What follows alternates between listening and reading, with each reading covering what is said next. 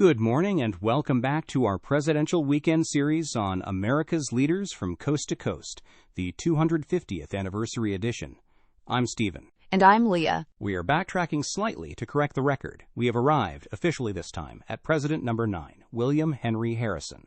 And Leah, this is a weird one. Usually, when we talk about a president, we talk about their policies, their wars, their laws. But for Harrison, we basically have to talk about three things: a lie, a speech, and a glass of water. That really does sum it up.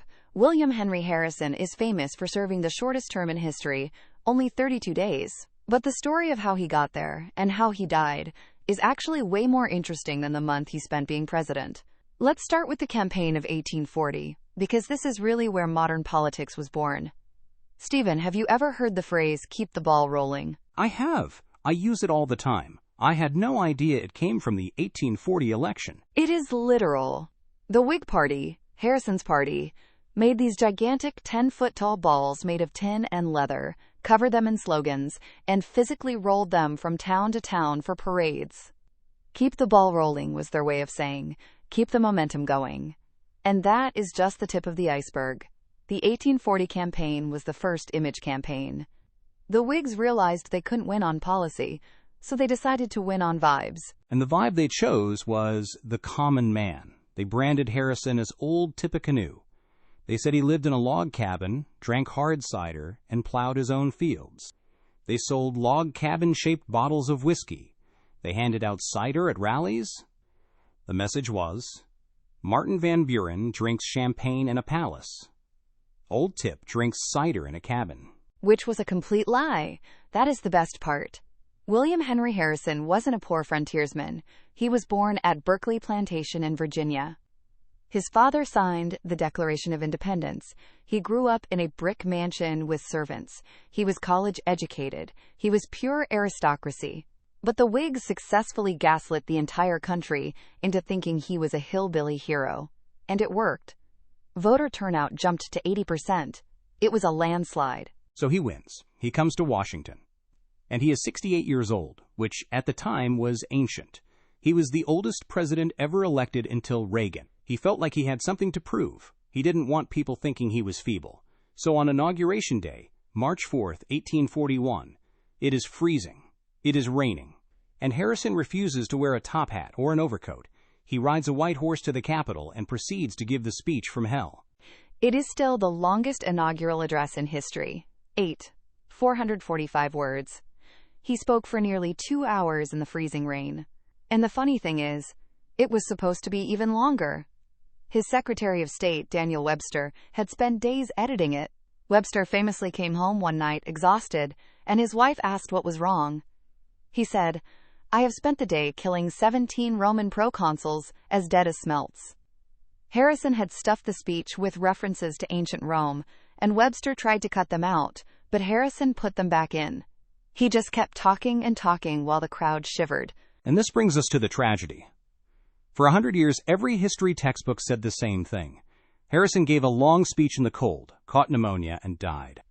It's the ultimate cautionary tale about wearing a coat. But modern science says that is probably wrong. In 2014, some medical researchers looked at the records of his illness. He didn't get sick until 3 weeks after the speech. If it was pneumonia from the cold, he would have been sick within days. And his symptoms weren't just respiratory, they were gastrointestinal. He had terrible stomach pain and septic shock. The new theory is that he died of enteric fever, basically typhoid. And the cause of that typhoid? The White House plumbing. This is gross, but we have to explain it. In 1841, Washington, D.C. didn't have a sewer system. The White House got its water from a spring that was just a few blocks away. Unfortunately, that spring was downhill from a night soil depository, which is a polite way of saying a field where they dumped human sewage. The bacteria from the sewage seeped into the drinking water. So Harrison essentially drank contaminated water, got typhoid, and the doctors made it worse by bleeding him and giving him mercury. It's a terrible way to die. And it happened so fast. On April 4th, 1841, he died. He had been president for exactly 32 days. He didn't even have time to unpack his boxes. His wife hadn't even moved to D.C. yet. She was still packing in Ohio when she got the news. And his death triggered a crisis that we don't really think about today. Nobody knew what to do. The Constitution just said the powers and duties of the office devolve to the vice president. It didn't say the vice president becomes the president. So when John Tyler arrived, the cabinet said, "Okay, you are the acting president." And Tyler said no. He took the oath, moved into the White House, and returned any letter addressed to acting president unopened. But that all started because Harrison died so suddenly.